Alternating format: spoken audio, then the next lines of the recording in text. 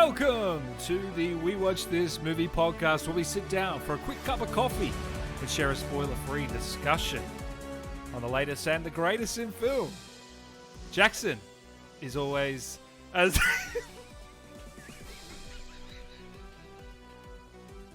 Our faithful listeners, it's taken 4 mini-sodes to break Dan Allen movies. But here we are, September 8th, 4 days since the release of today's quick discussion, Charlie Kaufman's I'm Thinking of Ending Things, and Dan's had it. He's done it.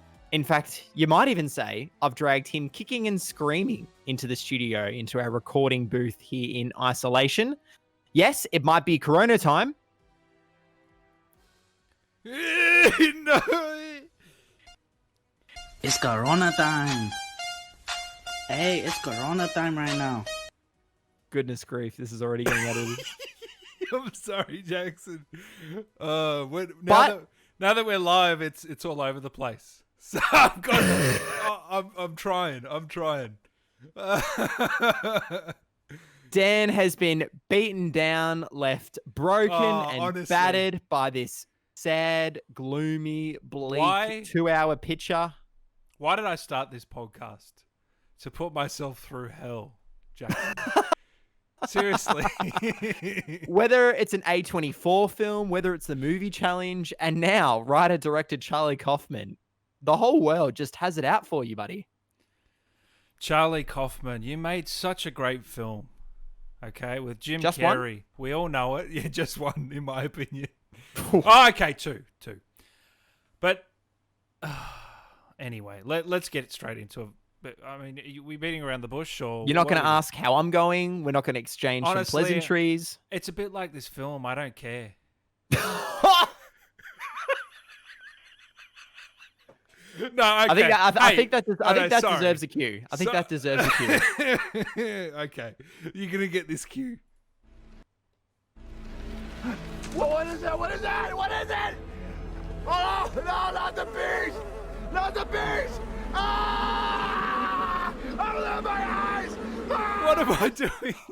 Flashback to much happier times, just having watched Mandy and jumping on for that awesome episode. Please, listeners, go check it out. Check out Shudder, 30 days free as well.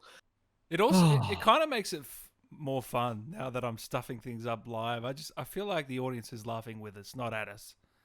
That's what I'm hoping anyway.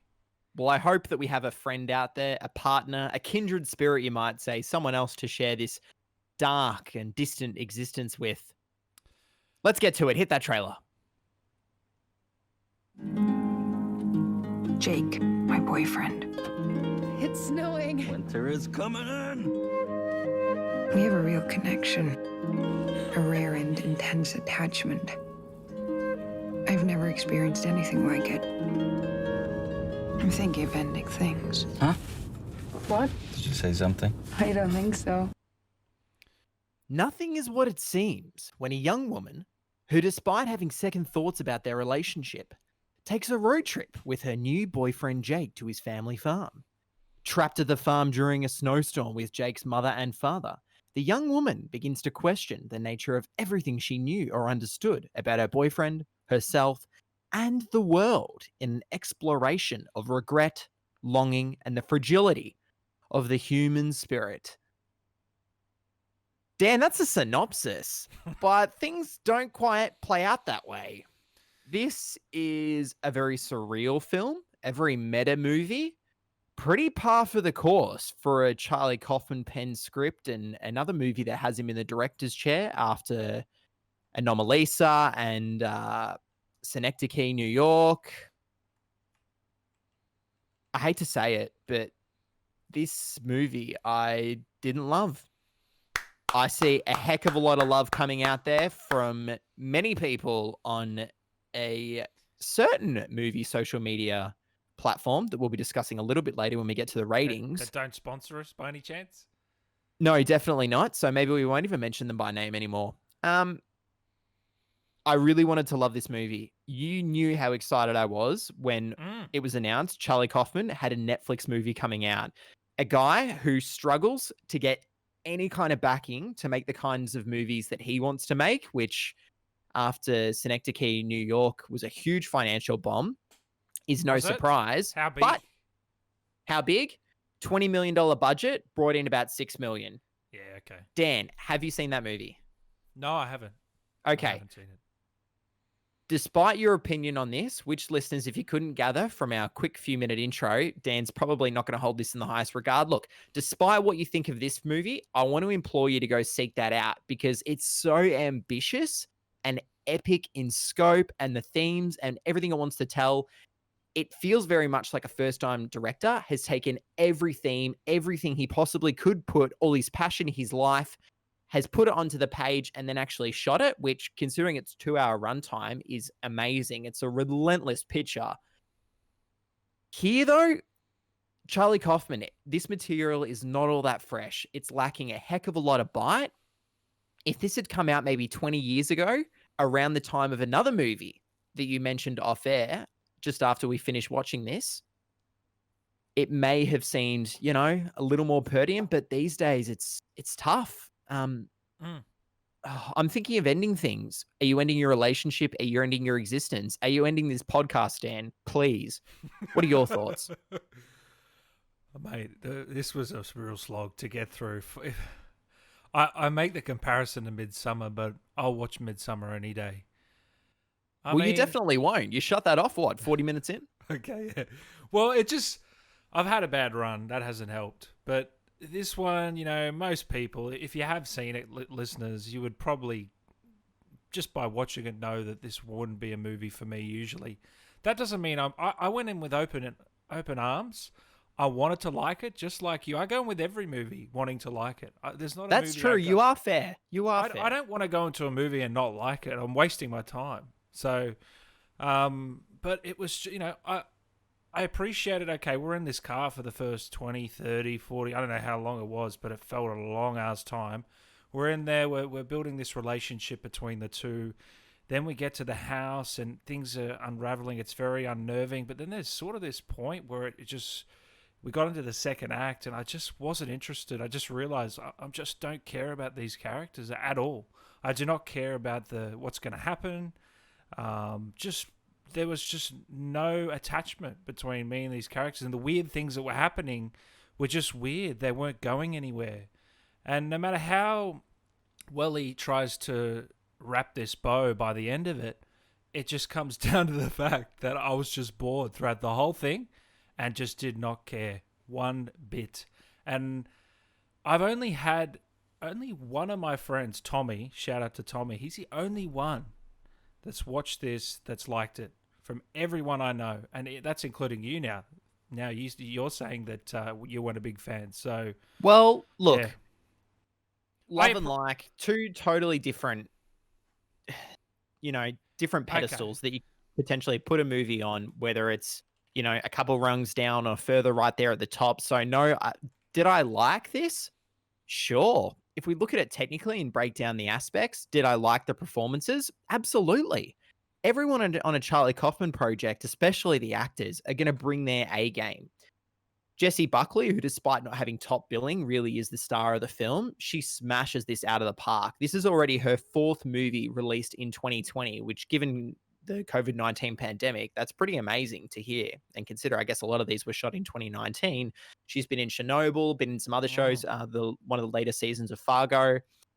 So she's clearly talented, and she makes for a classic Charlie Kaufman protagonist. She's got all the anxieties, she's got regrets. There's something poignant in her performance. Jesse Plemons doing some good work as well.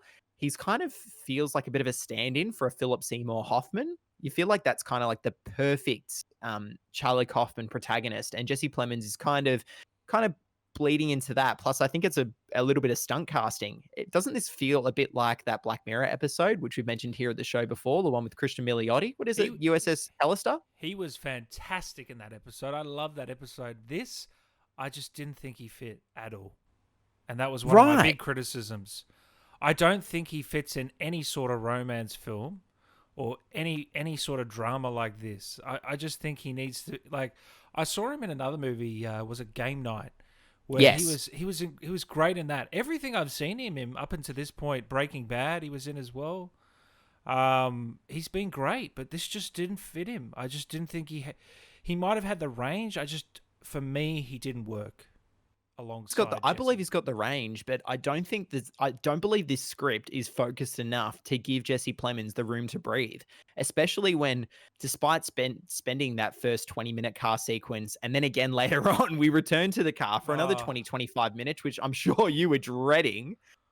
You hate these long talking dialogue sequences. You weren't dreading that. It was tedious. It was way too long. Thank you. Like, it was ridiculous.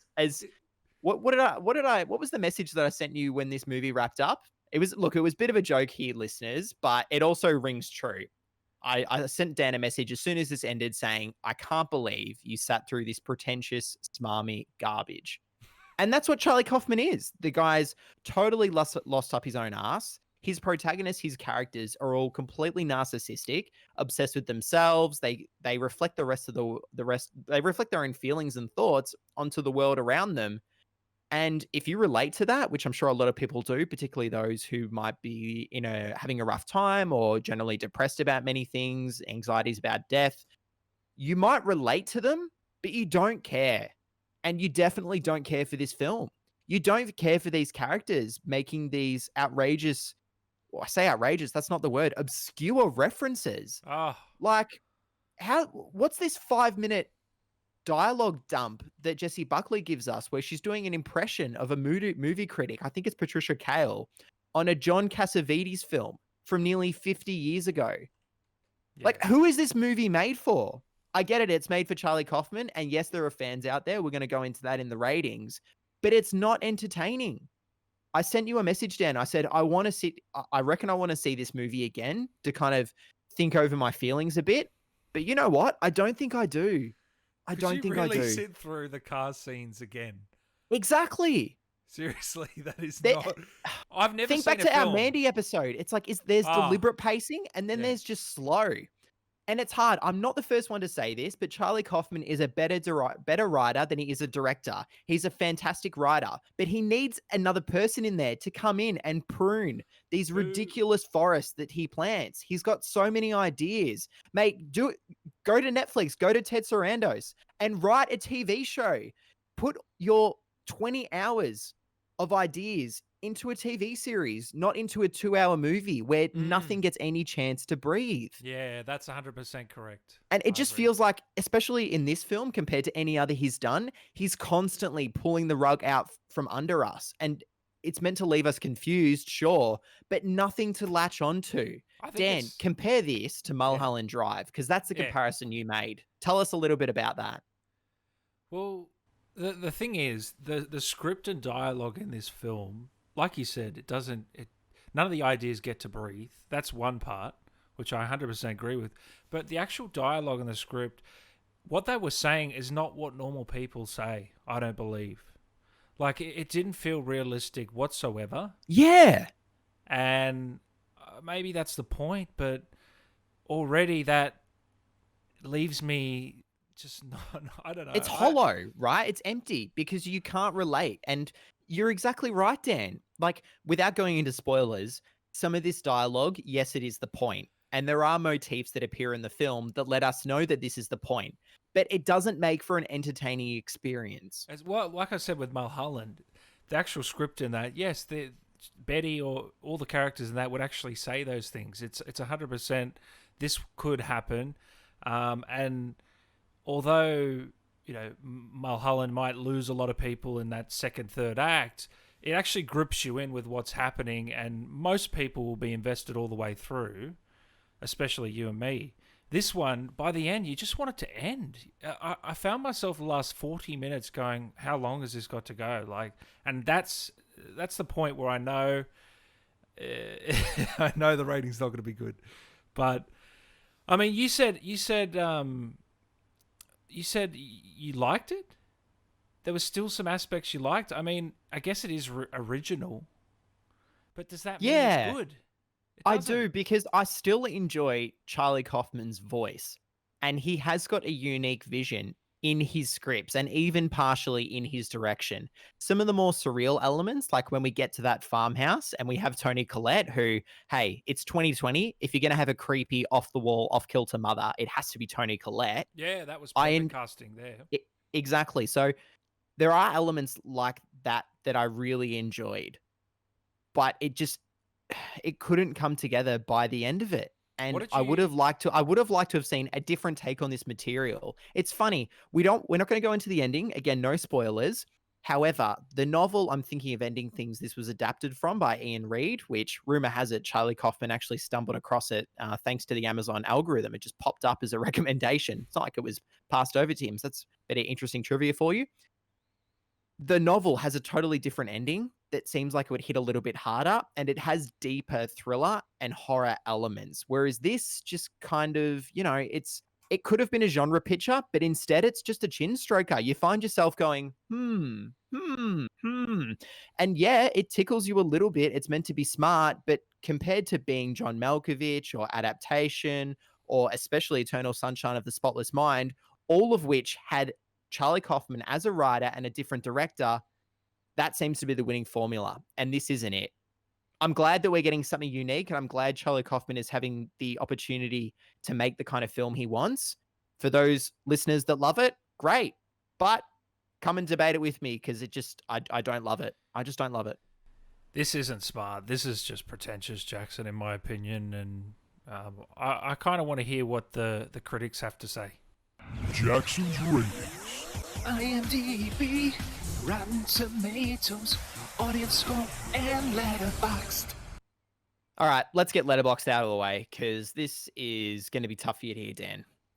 So far, in the 4 days since this is released on Netflix, Letterboxd has this having been watched and logged by over 66,000 members.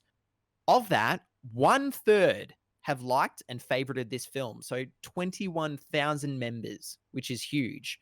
I'm seeing a lot of 5-star ratings, a lot of 4.5, a lot of 4s. Dan, its average rating on Letterboxd right now is 3.7 out of 5. Does that surprise you? Not on Letterboxd. It doesn't surprise me because they just like slow films, it seems like. It's like slow, pretentious films. If it's slow, if it's pretentious, you get in a 4 out of 5 or higher every single time, no matter how good or bad it is, subjectively, objectively, no matter what. If it's slow, pretentious, and makes you think, you're getting a 4 or 5. That's what they're like over there. And if it's a Disney remake, if it's a Fast and the Furious film, oh no, it's no good. They won't even watch it. They'll just rate it low. They're losing me. They really are, Jackson. Letterboxd. It's not bad for a movie to make you think, but it's not when it's not entertaining. Like Parasite has you thinking, and this movie very similar. It's got some cool stuff going on with the ratio, with the 4:3. It's gorgeous, but it doesn't add up to anything, right? I understand the ratio was to make you feel claustrophobic. I get that. Right. The cinematography was great, but was it? We were in the car for 45, 50 minutes. Like, come on. Are we give in us the some car? Are we in someone's mind? What's really going Give on? us some interesting landscapes or environments. Like, what was the budget? Was the budget that bad? You had to sit in the car for an hour. It's just so boring. I don't know how anyone can give this a 5-star rating. Maybe the budget was saved for all the old age makeup, Anyway, we'll keep things moving here. So Metacritic, 78 out of 100 from the 38 critic reviews collated so far. Now, critics are typically rating this quite well, although it has still been polarizing. Mark Kermode, for example, and Simon Mayo, not the biggest Charlie Kaufman fans, haven't rated this. So if you want to seek out something a bit different where not everyone is, saying this is one of the greatest films ever, go check them out. Rotten Tomatoes, Dan. We don't have an audience score for this because it is still due to drop in US theaters very soon. We don't know when. It was meant to have come out about a week ago, but given everything that's going on in the world, who knows? Maybe it just keeps that Netflix release. So far on Rotten Tomatoes, this has the seal of approval, certified fresh. Tomato meter, 83% of critics have given it a fresh review. It's had nearly 150 reviews, an average score of 7.63 out of 10. What's your take? Yeah, critics are out of touch. They're out of touch. We already knew this. But I don't. Rotten Tomatoes need us on their side. Until then, I don't take anything pretty with any sort of gravios. Well, maybe No, if they return our phone calls, our emails, I our wanna carrier hear, pigeons, who knows? Jackson, tell me IMDb are better. They usually don't let me down. IMDb so far 18,000 user ratings, close to a 7 out of 10. So from the numbers we've discussed, it does have the lowest score on IMDb. Which, you know what? There's probably a lot of people that turn this one off during the first car scene. Did they miss out on what could have been a great experience? Maybe, but I'm really struggling to work out the kind of people this appeals to.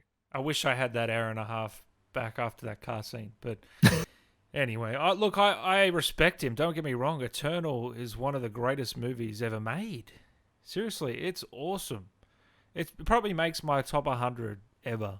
Dan, do you see the same kind of spirit and the same vein, the same energy of character channeled in Clementine or channeled in Joel from Eternal Sunshine of the Spotless Mind as it is here in Jessie Buckley's character, I should say, whether her name's Lucy, Lucia, Louisa, Amy? Do you get that same kind of vibe?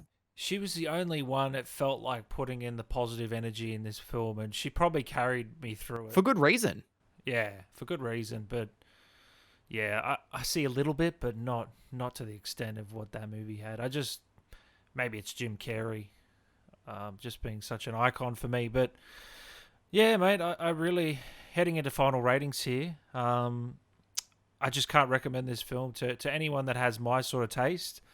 I'll be putting my review out today on Instagram. I don't expect to hear many great comments on there. You know, I've got a mix of followers. Yeah, but for me, it's going to come in at a 3 out of 10. 3 out of 10. Wow. Yeah, 3 out of 10 for me is horrible. I have to. So you have this one ranked lower than Midsommar, which you shut off an hour in on the second watch. Yeah, Midsommar I watched all the way through the first time, and this one, a second viewing's not even on the cards. So for me, it's a 3. Horrible. It sounds harsh, but for me, honestly, it was horrible. It was a horrible experience. I didn't enjoy a second. Really, a couple of seconds, but an hour in the car is unforgivable for me. Number one, the ending was all over the place. I understood most of it. I feel like I did, but maybe there's some hidden meanings in there as well that I missed. But for the most part, I got it. I just didn't care. It didn't speak to you, right? It didn't speak to me. It didn't resonate. So, but I will go back and watch his other films, and I will see his next picture. I think he's a talented guy. I think he's a talented writer over director, though. Absolutely. Dan, I'm glad to hear that you're still interested in watching some of these movies from Charlie Kaufman you haven't seen. Listeners, someday we'll do adaptation. We'll do Being John Malkovich. Absolutely Eternal Sunshine of the Spotless Mind, Anomalisa, and Synecdoche, New York, which I watched last night for the first time. That, unfortunately, left a much bigger impact on me than this has. For me, this movie is coming in at a 6 out of 10 dream ballet sequences. I wanted to go in at a 7. So for me, it's still getting a good rating, but there's too many cons. They're totally outweighing all the pros here. Great performances, game actors, cinematography, even some of the music I enjoyed when it's there. But we've seen this material covered better. The ideas of death, the ideas of exploring the male psyche and looking for external validation from a female character, something to do with the mother. It's explored better in his own works, if not people like, we've already said it, David Lynch. 100%, mate. I agree. So what's that going to come in at? That's a 9 out of 10, which is coming in at a 2 out of 5. So I'm sure when we get some of those reviews out, we're going to get some hate mail. Listeners, I've already put a call out across our social media channels. If you've got strong feelings about this movie, send us a DM, give us a message. Also, hit follow and make sure to rate us 5 stars. I'm happy to have a debate with anyone that liked this film. I want to know why you actually like it. I'm just generally curious. I've got nothing against you if you like it. God.